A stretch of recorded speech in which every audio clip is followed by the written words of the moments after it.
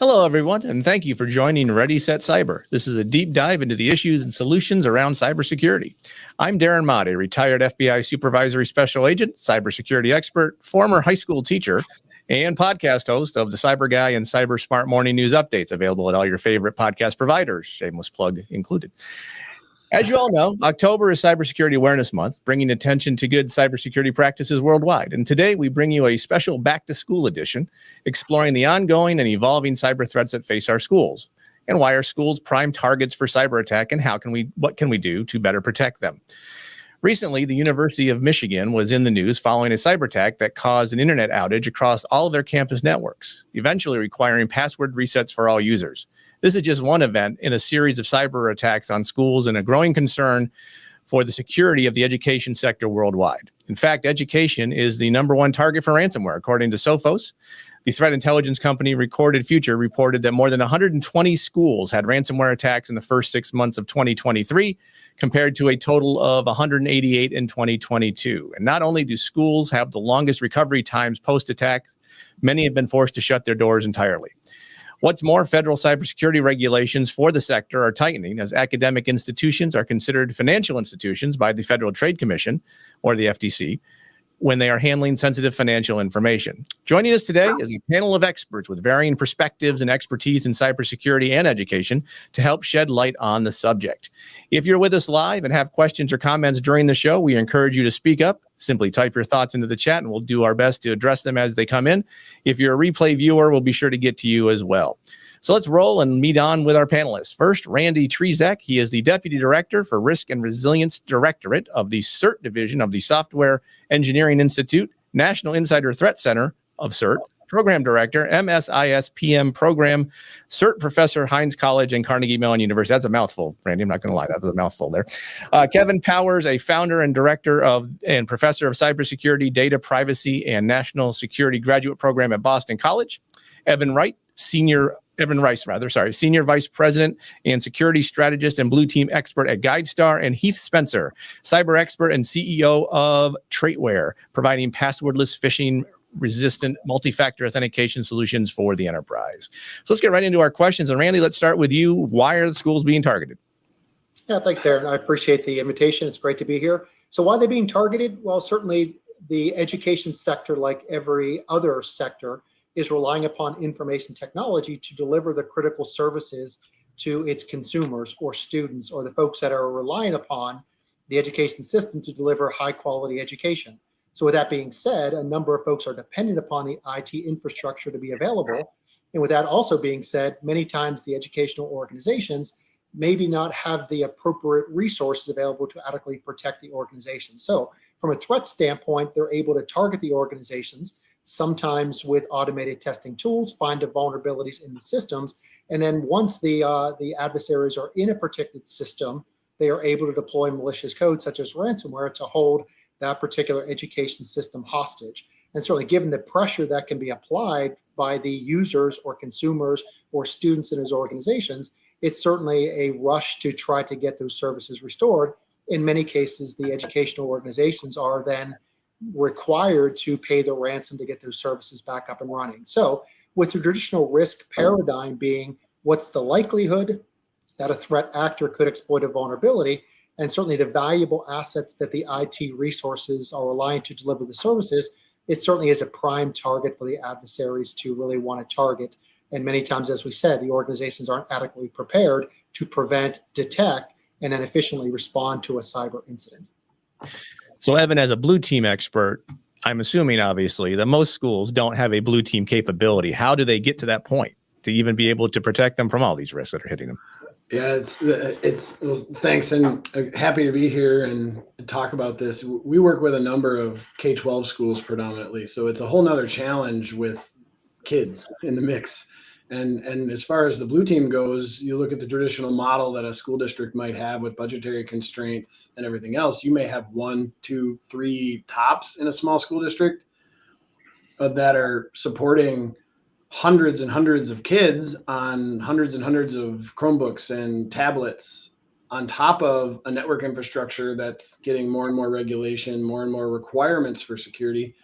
And then teachers that have a job to do and need devices that they support as well. And then you start to get into some of the non-traditional form factor things, smart boards, alarm systems, intercom systems that are so critical to the physical safety of our children within these schools, that it's a big footprint for a few people to manage. And just keeping the lights on every day is a full-time job. And the folks that are running these schools from an IT standpoint really are kind of the unspoken heroes, but they don't have the time or the resources to stay on top of all of the threats that they have to defend against. And then every time the rules change, there's not generally a accompanying change to the funding mechanisms that gets them the things they need to comply. And so not only are they understaffed, they don't have the money to put some of these things in place. And so it's, as someone who goes into help, it's about finding ways to mitigate the risk within their budget timelines. And sometimes we have to get pretty creative. The optimal tool may not be one they can afford. So what can we get them that we can configure to do the best that we can and to drive them towards that security? I think the other thing that's hard about schools in general from a blue team standpoint is once you are defending it, it's not always just people on the outside. We encourage children and kids and students to be, curious and to try things and to learn. And sometimes they take it upon themselves to use the systems that they're on at school to see what they can pull off. And there's maybe even nothing malicious about it, but students getting into something they shouldn't be into, you kind of have to take insider threat to a whole nother level. So, Kevin, who's responsible for the cybersecurity within the schools? And is there even a cybersecurity framework that they should look at to be better stewards of their assets? I mean, you have the NIST 800, right? But no school is going to be able to go through all of those controls. You have the CIS 18. Where should schools even start if they even start thinking about they need to better secure their information? First, thanks for having me here today. So I'll give you my perspective. So not only from like a professor's perspective, but I'm also the chair of the board of trustees for a high school here, Boston College High School here in Massachusetts. And I also served as deputy general counsel at the Naval Academy for a bit too during my career. And when you look at it, if you really think that everyone at higher ed is thinking about security and data privacy, you're wrong. They're not. They're thinking about efficiencies and everything else they're doing. And what Evan and Randy talked about is, it's not like one university or one school. It's one university, and you have to think of it with like several schools under it, whether it's engineering, it's business, it's social, it's liberal arts, you name it, nursing. And then under those constituencies, you start having specialties. So you could have cybersecurity, you could have applied economics, you can have leadership programs, things. And they all fall in. So they're almost like all different siloed individual schools that are running. And there's no centralization of any IT. So when you talk, your question, Darren, like, how do you do this? It really turns into what the regulators are pushing on. You mentioned financial organizations. What the SEC did, what the FTC is doing, if you look at New York's DFS Part 500, it's really now, hey, this is a board level discussion. And this is something now that where they talk about boards being active, their oversight, but then also the requirements for the business leaders when you look at the C-suite to have an understanding, not just a general understanding, but a strategic expertise in cybersecurity when building out a program. You need to have that happening at the university level, and the same with the school districts as well. Because right now, they don't have CISOs. They really have like IT people who are there to provide efficiencies. Like, hey, let's get you this cool new technology, like what Evan talked about. Like, let's be curious. What can we do here?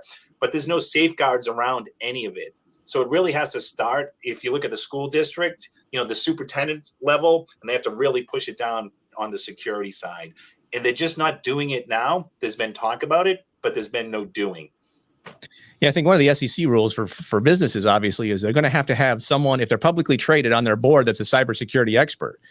Well, I would say school boards should have the same thing, but how are we going to get to that? How are we even going to get to that point where because they're worried about so many other things as cybersecurity until they get hit with ransomware, right? Then it becomes important, and they think about it for about 6 months, and then they move on.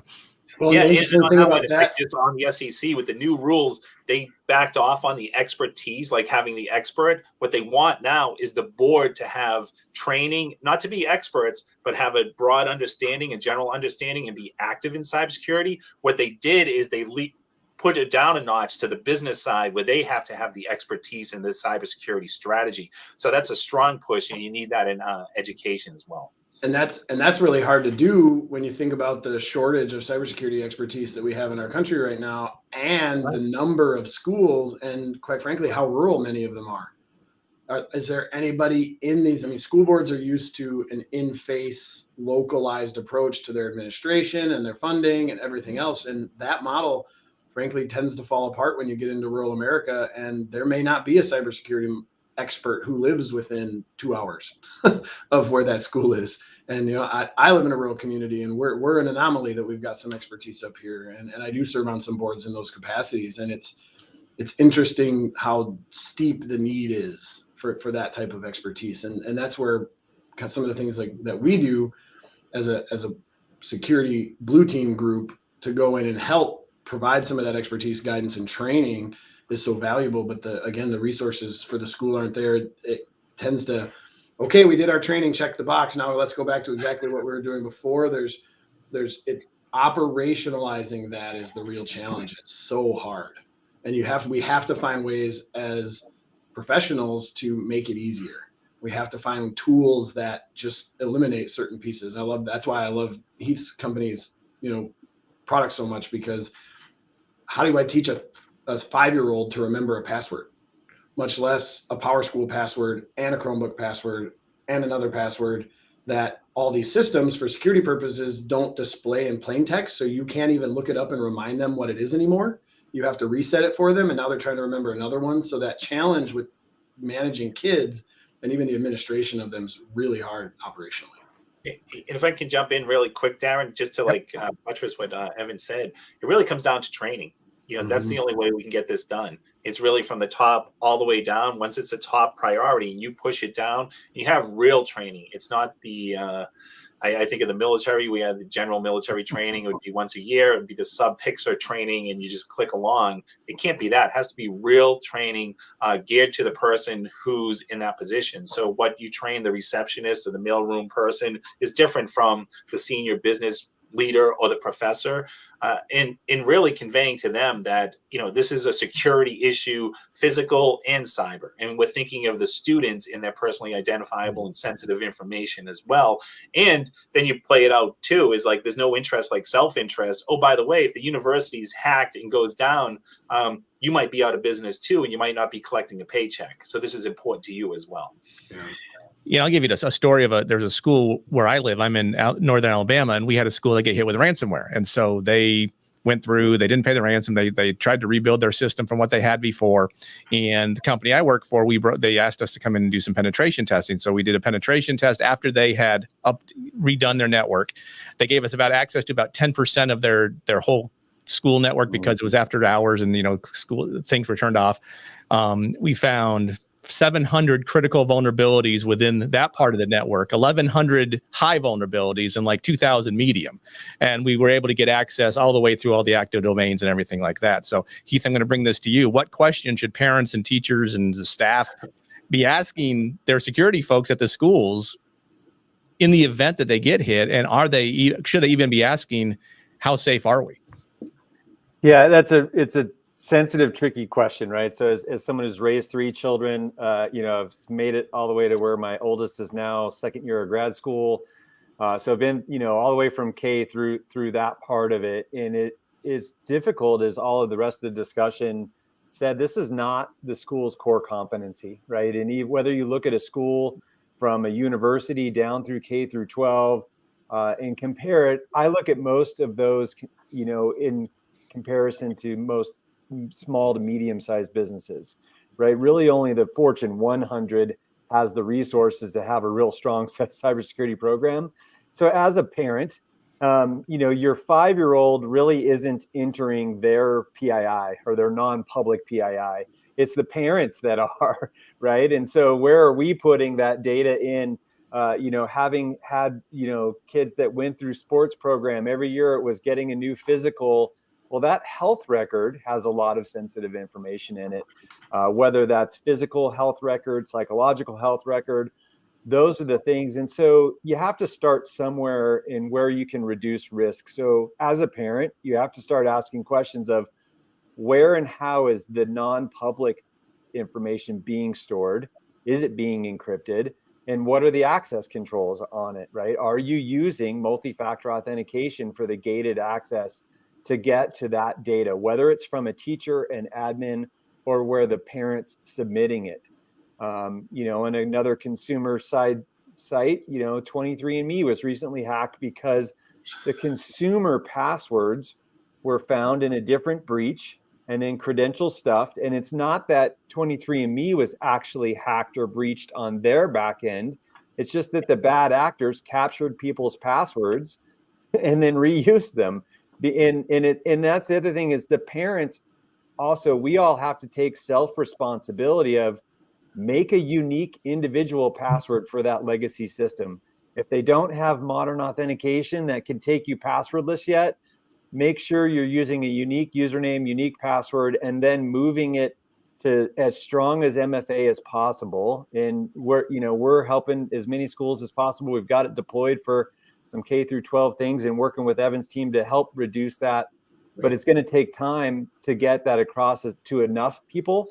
But the parents need to ask those questions, and then they've got to take their own cyber hygiene seriously for their own gated access. And I think that's a great point. The problem that we see in schools is a wider societal problem of general lack of awareness. You know, you look at the pressure that we've come under from as a country and as a globe from cybersecurity in the past 10 years. It's totally different. This was not even for me in my early 40s, this was not a conversation when I was in school. This was not a conversation when I got out of college, you know, and started working in my career, even in those components. It's a conversation now. And there's a lot of people who aren't cybersecurity experts who have children that are going to school and quite frankly, don't know what questions to ask. And so there's an education societally component to this that we have to do. And there's lots of really interesting resources out there. There's an organization out of Michigan's Northern Michigan University called the Upper Peninsula Cybersecurity Institute. And it's a consortium of K-12 universities and private industry up here in the UP that's focused on bridging cybersecurity education through 12K and creating supply pipeline.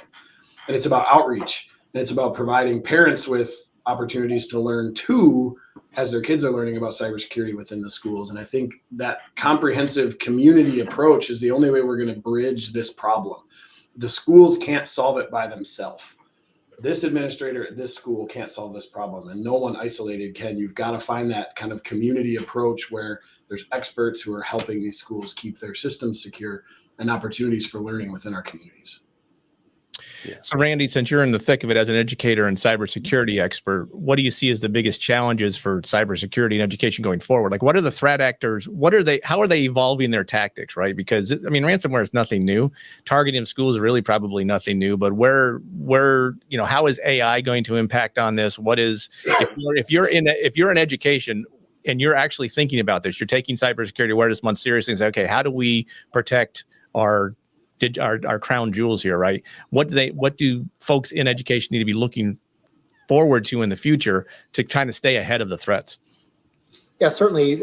We've talked throughout the discussion earlier that the organization, being the educational institution, really needs to build a defense in depth posture around protecting the critical assets, which in many cases is the grade information, it's the health information, it's the employment records. Taking an asset-based approach to protecting those critical assets where even if that information happens to be exfiltrated off of a network or system, that defense in depth of encryption and those technologies by which then could make the data not readable to external adversaries, be one approach that the organization should focus on. And then really from an organization standpoint, even at the K through 12 level, the number of devices which are entry points onto the network is staggering when it comes to organizations being able to be managing that appropriately to where there's tens or hundreds or thousands or multiple thousands of endpoints that need to be protected. So we heard earlier about the cybersecurity strategy of the basic cyber hygiene now that training needs to complement, by which we need to train the students how to protect the information, that there should be an expectation of privacy on the part of the students, that they should build security in and build that culture into protecting their information that could actually limit the potential vulnerabilities that would exist on the systems itself. So the challenge for the educational organizations is that the responsibility of the student to protect that particular device, that endpoint, or is that the responsibility of the organization? I think it's a combination of both that should be done as well. And as you start looking to more of the advanced technologies of the machine learning and the artificial intelligence, there's a lot of great possibilities with that, but certainly those possibilities then are available to the adversaries. So seeing more targeted attacks at automated detection of vulnerabilities through the pen testing. Certainly we have courses here that are ethical penetration testing, but those same skills are being used by the adversaries to find vulnerabilities as well. So really from the organization standpoint, looking at the potential vulnerabilities that exist at the endpoints is where I would see a potential shift. And we're still seeing the age-old adage of social engineering still being used. Yeah, there are more formal ways by which social engineering is being done. The more information that people are making available through social media makes them a bigger target, that those finely crafted phishing messages can be targeted directly to them. The idea that you can't be social engineer is really a fallacy, but really ways by which you can kind of raise awareness that as students you can be targeted, as employees you can be targeted, as the board of directors you can be targeted, or the people around the support staff can be targeted as well. Just raising awareness, building a security culture, and building that basic cyber hygiene, I think will go a long way to really reduce the likelihood. It's not going to reduce risk down to zero, but just reducing the likelihood, making the attack surface slightly smaller. That may go a long way. And some of the things we've talked about before of the basic cyber hygiene, the Center for Internet Security has the top 10 things you can do to reduce the likelihood. That should be part of education for all folks within the school district, the students, the parents, as well as the users of the systems that are supported by the school districts. That's a great call out as a starting point. That's a great call out as a starting point. Well, Kevin, I'll throw this to you. This was not on our list of questions. I just thought about it because Randy made a good point about social media, right? So TikTok, China's in all our schools now, thanks to TikTok and everybody having all of that stuff. So how does that raise that risk within education for actors getting all sorts of information they can use down the line? Yeah, and that's a part of cybersecurity is national security, Darren, as you well know. And what's going on here is, just that, you see this on the news all the time, and kids are like, well, I don't care what's out there. I'm putting my information. No one cares about my TikTok. Well, they might not be caring now, but the information you're putting out there, how you project yourself, think 10 years down the road when you're 25 and now you're applying for a job with the FBI. Say you do get that job. And then 5 years out, they're coming back to you and they have a dossier already built on you and say like, oh, by the way, Kevin, this is what we have on you and what you did on TikTok. A lot of this information you probably don't want out in the public realm right now, but if you do us this favor, we won't release it. Yeah, so that's a huge issue out there. And I think it's very important, especially like we're from the era where there was no cell phones. We weren't worried about this. Might be a couple of bad Polaroid pictures out there that your friend might have and jokingly bring out at Christmas every now and then. But no, the kids now are out there and the young adults, they're putting everything out there, and we need that training. Like, great point. You need the training to make sure they understand that what you put out there is out there for good. And if you don't want on the front page of the New York Times, or you don't want your mom and dad or your grandparents to know about it, don't do it. And the added piece here is that the People's Republic is collecting this to wage, war against us, whether you want to call it, backdoor war or shadow war or cyber war, as we talked about earlier. That's what they're doing. And I think that the impacts of social media run really heavily because we talk to our kids a lot about the impacts of posting things, but what we don't necessarily give them is a framework for who to talk to if something bad does happen. There are grown people who are trying to cyber extort children, and children that are hurting themselves are going through undue stress a lot, and with all over the country because of this. There's a case here in the UP where a young man ended up taking his own life because of cyber extortion in the last year. And we need to make sure that not only are we talking about social footprint and what you're putting out there, but that if something like this happens, these kids are not adults. They're not equipped to deal with a social engineering attack against themselves, and they don't know who to talk to, and it's embarrassing. And teenagers don't want to talk to their parents or their friends. So we need to make sure that kids have a framework for who to talk to within the schools, within the communities, within their parents for if something like this happens. Well, the key on this too is the parenting. I can say one thing. I let my son have a Facebook account when he was in, he's now in law school, but when he was in 7th grade. But I made sure I don't have an account, but I was his friend. So whatever was on there, I saw. Yeah. You should have been It was a great deterrent. friend, right? Right. I mean, all of those things are very valid. The other thing that, we'd like to see is the service providers, whether it's social media or not, actually take the account protection more seriously. Because the other aspect that's happening is kids build these accounts up, they have network, those actually then carry value, and then they get their account hacked or taken, or a young, let's call it influencer in their 20s that's now making money from that. They're not protecting those accounts. And this is a little bit off the tangent from education, but it all applies. And really, it's everything that they're putting out there to the social engineering aspect is how the bad actors are collecting data and reference on building an identity model of you that can then answer those recovery questions or whatever else it is through all of those attack vectors. And that does apply to the schools, because it does, whether you're a teacher, an admin, a grad student that's a professor's assistant, teacher's aide, they only need one entry point, right? And again, going back to Randy's statement earlier of the tens of thousands of endpoints, that's just across the schools. Like, most of us have forgotten about it, but the Target attack, which was one of the first big headlines around there from a commercial business, was over 12 years ago now. And we forget that it cost Target over $200 million for that cyber incident, right? And it happened because an HVAC contractor had the password to the network. So schools also have to take all of their third-party providers, their supply chain, and start asking questions of them. Like, we just completed an MFA pilot program with a very large company that is looking at their supply chain as their risk, right? So what, different aspects of that, from the SolarWinds attack to, different things. And even Evan, as an MSP, they're critical in the supply chain of most businesses.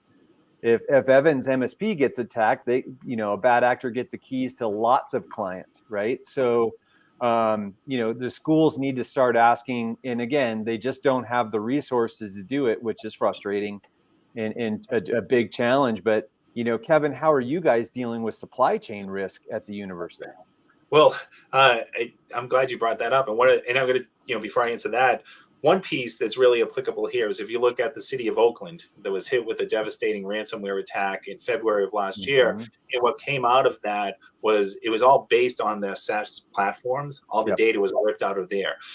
So you look at a university like Boston College at Carnegie Mellon, probably 1,000 SaaS platforms are being utilized throughout the university. And out of those platforms, I bet you maybe one has actual data backup. Meaning that everyone assumes that, hey, I'm using this platform, they provide security and they provide data backup. They actually don't. It might be on Amazon or it might be on Azure. It doesn't necessarily mean it's backed up. So I think just looking at that piece there is, we're looking at the protection side, but also look at the key piece is what happens if you hit? How do you mitigate, recover, get back to operational readiness?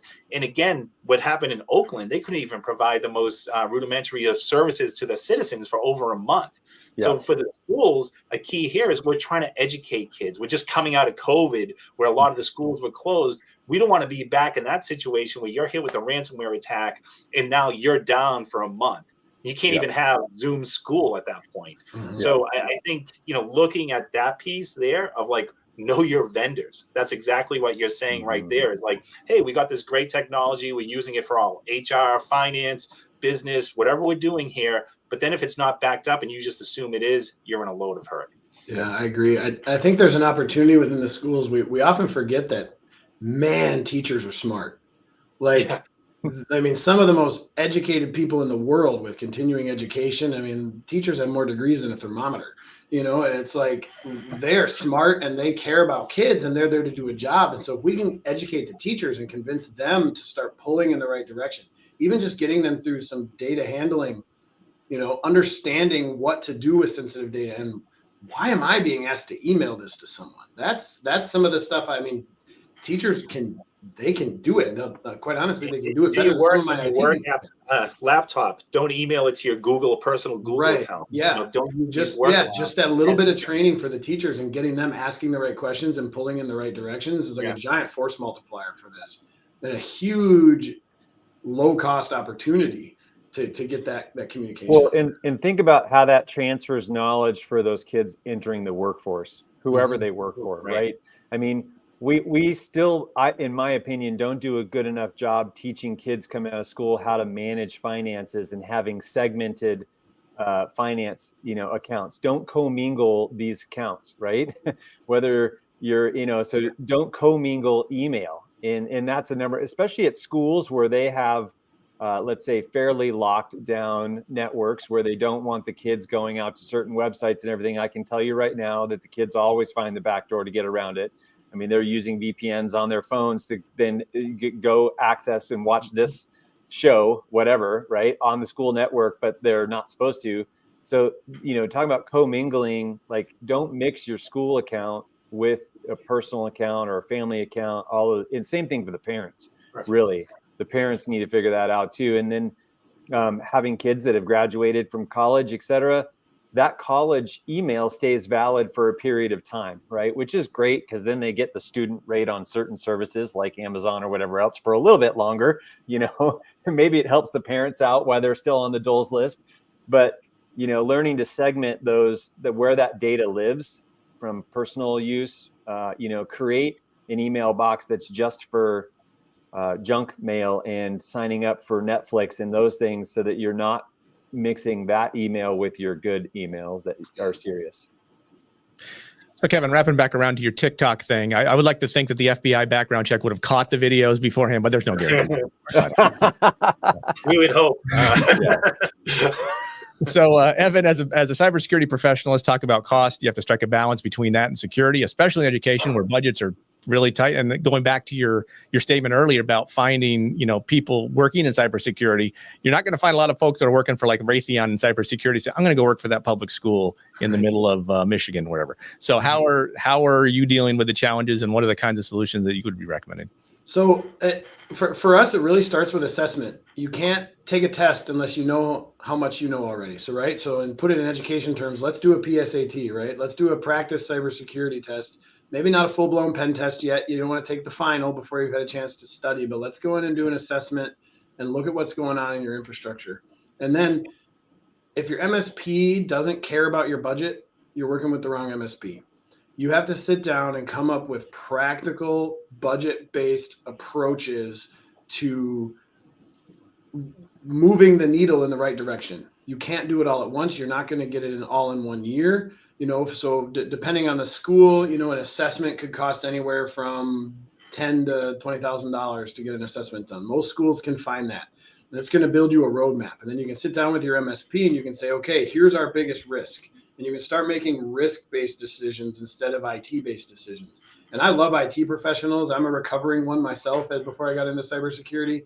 And IT professionals tend to jump into tools first. They go straight to here's a cybersecurity problem. I need a tool to fix that. But it's got to start with tactics first and talent second, then go to tools. Those are the 3 T's of cybersecurity in my mind. And that assessment gets you the strategy. And then you can say, okay, where are my biggest risks? Well, I have an end-of-life firewall that hasn't been patched in 18 months. Let's get that handled. With the move to remote school, I mean, most states, even after COVID, have a remote school capability where these kids are doing homeschool through the public school system. They're never in the building. So your infrastructure needs to be looking at authentication as the new perimeter rather than just the firewall, and looking at single sign-on and MFA and how you manage that, and doing that in a way that it works for 5-year-olds and 55-year-olds, because you have those people within a school system and they're all using the systems and they all represent a penetration point. And then it's about working a roadmap. And then it's also about advocating with your community. You might have to go get a millage passed or get something done to move this forward, and educating your community on how to fund it. There's a lot of talk about E-rate dollars being leveraged more for cybersecurity solutions within the schools. So you have to work with the school on the budget, know what they can do year over year to just get better all the time. And if you're not doing that, if you're just kind of telling them, here's what you need, take it or leave it, you're the wrong MSP to be working with schools. So Randy, how does that work on the higher education scale? Yeah, that certainly is the same model as well. Again, a distributed environment where a lot of researchers are doing independent research. They tend to stand up things like shadow networks that aren't necessarily known by the particular centralized IT part of an organization. Knowing what your infrastructure is, knowing where your assets exist, knowing who should have access to those are the foundation for any organization, including higher education, K through 12. It really starts at the asset protection, and that's really where organizations need to begin. And then certainly looking through the vulnerabilities through the endpoints that we talked about earlier. So very, very similar model. And again, it's an asset-based protection approach to building confidentiality in those assets, the integrity of those assets, but also the availability. And I think that's where any organization should start. Kevin, you got anything on that? Yes, and I think it goes back to one part is accountability. You're seeing now for like the push on the board, you're seeing it on senior management. And a good example is the Drizzly case. If you're not familiar with it, there's an app called Drizzly. They deliver alcohol. They had a data breach of 6 million of their customers a couple of years back. And what the FTC did with a consent order, they had an agreement was that for 20 years, they would Drizzly would put in place, the best practices and industry standards for cybersecurity. But a key component of was that the CEO of Drizzly agreed that for the next 10 years, whether he was at Drizzly or not, wherever he went, that consent order followed him. So if he left Drizzly and was going to become the CEO of another company, he had to make sure they had all these protocols in place as well. And I think, okay, you're going at that end. I think the training we're going to do for, whether it's teachers or students, there's going to be accountability now getting pushed down. That if I'm a professor and I've been trained on cybersecurity, and despite all those trainings, I'm ignoring it or willfully ignorant, there could be accountability on me as an employee. Meaning that could be going into my file. And the more you do wrong and knowingly do so, you could be out of a job there too. And I think that's something people aren't talking about, but I can see that coming down the line. And I actually do remember when I was in the military, they would look at this as dereliction of duty. And they were toying with the idea of a court-martial offense of, hey, we've trained you on this. You had your cyber awareness and you did something that goes outside of that training. You could be court-martialed. I'm not saying that for teachers or anything like that, but just be aware of the accountability is going to be coming down. And I think that's important too. That's really interesting, Kevin, because I think teachers are already familiar with things like that with some of the mandatory reporting obligations they have in other aspects of their life around child protection and, and keeping people safe. Right. Teachers are used to the idea that they have real impacts to not doing their job the right way. And they care more than most people. That's why they're teachers. Yeah. Absolutely. And I think if they understand the cyber aspect of it, because they're not getting the training in it, honestly, they really aren't. They get this training, they're going to embrace it. And I wouldn't be worried about the accountability with the teachers at all. I think at the higher ed level, you need it because it goes across not just the teachers. There's huge administrative staff here in the bureaucracy. That's where you would have the accountability really checking in. Good point, Evan. So Heath, one of the areas I think we probably all of us recommend to anybody when they say, how do I keep myself safe? Is at a minimum, regardless of whether you're a business, a person, a school, is it enable multi-factor authentication. But as with all controls, it's not perfect. You can bypass it. There's ways to get around it. So tell us the difference about good and not so good multi-factor authentication.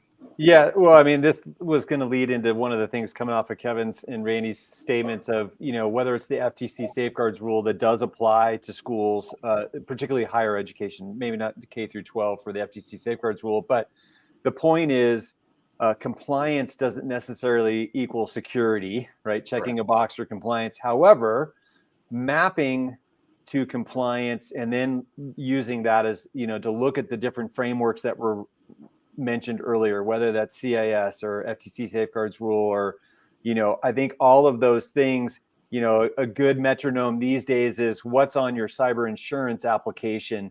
And if you look at the controls that they're looking for, asking for in that, then multi-factor authentication is on every one of those frameworks, as you just mentioned, Darren. However, what's changing is an awareness that legacy systems that are using a password, and then really what is a second password, meaning you've got a password, and then maybe you receive a one-time passcode.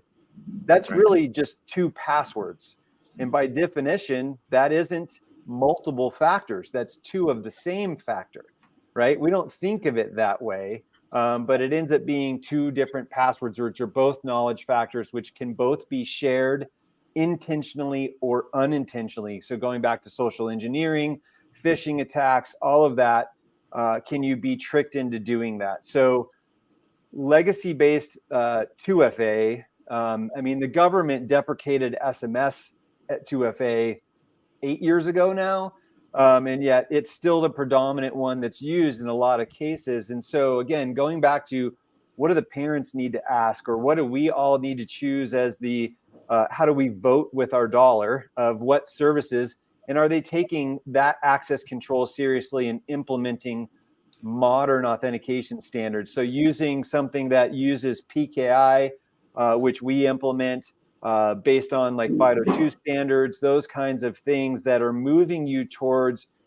real multi-factor authentication, which means it's either something you are, like your biometrics or behavioral biometrics, something you possess, which is a registered token. It could be something so moving away from just using passwords plus another password is a good step. And I think that, Jen Easterly at CISA talks about this a lot, but moving to what is called phishing resistant MFA, checking the box again for compliance just says put MFA on it. Well, did that actually define what level of assurance that MFA delivers? And if you go back and, it was mentioned at the very beginning of the show, the NIST standards, right? They have two key categories of identity assurance level and authentication assurance level. And if you're not using an MFA that at least achieves an authentication assurance level of 2 or higher, it's gonna get beat by someone that doesn't have to have a lot of skills, particularly using AI to augment their attack vectors. Yeah, that's a great call out, Keith. Heath, I was recently at a conference where the Chief Information Security Officer for the state of Michigan spoke, and he made a really good point that modern security can actually make user experience better. Yep. And that the state of Michigan is actively exploring going passwordless in an attempt to do that. And because we've all known as soon as you put a new security control in place, all you do is make your user base mad historically. But there's great ways to avoid that with newer style authentication and making security easy. Yeah. But we should keep in mind the bad guys will still figure out a way around it. So we got to every time how to do that, right? We're going to be running this race forever. That's for sure. It's going to be a never-ending battle. But the goal across all of this conversation is how do we help anyone, whether it's schools or not, reduce risk as best they can. Mm-hmm. And sadly, I live in the woods, so we joke about this all the time. I don't have to be faster than the bear or the mountain lion. I just have to be faster than the person behind me. And so if you reduce your risk, maybe it at least buys you some more time to get better controls in place, better policies in place, better education in place. Because bad actors are lazy. They're going to look for the least resistance path. Unfortunately, schools right now are a path of least resistance because they probably have one of the largest technology debt stacks there is, because they don't have the budget to update to modern technology. And that's a tricky thing. They've got especially in higher ed, there's a lot of technology debt running around on those campuses. So unfortunately, we're running short on time. So it's time for your closing thoughts. So let's start with Randy. Yeah, so certainly we talked a lot of great topics today, but also want to let you know there's a lot of resources that are available. So if you go to, as was mentioned earlier, Department of Homeland Security, CISA has a lot of great resources that are available through their public-private partnership program. The Federal Bureau of Investigation has their InfraGuard program that is really looking to do outreach into the private and public sectors as well. The United States Secret Service has their Electronic Crime Task Force. So there's a lot of resources that are available. And specifically, if you look at the ISACs, the educational ISACs that exist, the information sharing and analysis or advisory centers are great ways to share information, to collect information, and get connected to a community of similar interests, but also similar protection strategies that need to be applied as well. All right, Kevin. I agree with everything Randy said. And just on a local level, when you start looking, especially the high schools or the grammar schools, K through 12, look at the universities that have programs like my program here at Boston College, like what Randy has at Carnegie Mellon and other schools. What we do is we have a program here where we work with nonprofits. We send our students out under supervision of faculty, and they do cyber assessments. They help build out incident response plans, and we do it with the local high schools and the different districts as well. So if you're not tapping into the universities to help you out, please do. They have a lot of students who want to get out there and get hands-on practical experience, and they're happy to help. All right, Evan. Yeah, I think that the number one thing people always say, hey, how do I get started? I don't have any money to do this with. And start having conversations within the school district. Have parents drive conversations with your administrators. Administrators have, personal on your professional development days, have conversations about cybersecurity and the importance of these things. Get the conversation going so that cybersecurity becomes cultural, because then when it comes time to invest, everyone's going to understand the justification for it. And it can be as easy as just starting to talk about it with the kids, with the parents, with everybody. Thank you. And Heath? Yeah, absolutely agree with everything that's been said. And backing up on Kevin's, I just did an event with our local university here at the University of Nevada, Reno. They have the same thing. They got grad students and cybersecurity kids that are looking for a real world experience. And it is a wonderful resource for the local small businesses as well as the local K through 12s to go take advantage of that.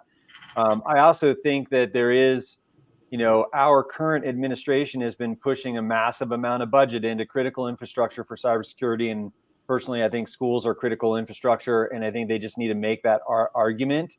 And we need to get some lobbying to get the budget there for this. And really, there's a lot of discussion about and Evan mentioned this earlier, is the lack of workforce in this space. Well, what better way to help empower that or interest in that to get it involved in the schools now? And, if you're going to start somewhere, don't be so overwhelmed thinking it's too big a problem for you to do. It's eat an elephant one bite at a time. Start somewhere. First step is know what your assets are, and then identify the critical ones, and then gate the access to those things. We personally think strong MFA should be your gated access, but you got to know what you have first, and then add strong MFA to it. And I'll end with what I always end on with my podcast. Know that knowledge is protection. If we can understand the threats targeting us, we can assess our risk and then proceed wisely. As a reminder, this show is recorded and will be available on LinkedIn and YouTube. Feel free to reach out with any further questions to me or to any of today's panelists. You can find us all on LinkedIn. Feel free to follow us or connect with us there. Just if you do so, please don't send us any messages about PMP training or franchise opportunities. Thank you so much for the panelists for joining today's discussion, and to our audience, thanks for being here. Have a great morning, afternoon, or evening, wherever you are in the world, and we'll see you on the next Ready, Set, Cyber. Thanks. Thank you, everyone. Take care. Great job, everybody. Thank you very much for your time today. Thank you. That was great. Thank you very much. Appreciate it. Take care, everyone. Bye-bye.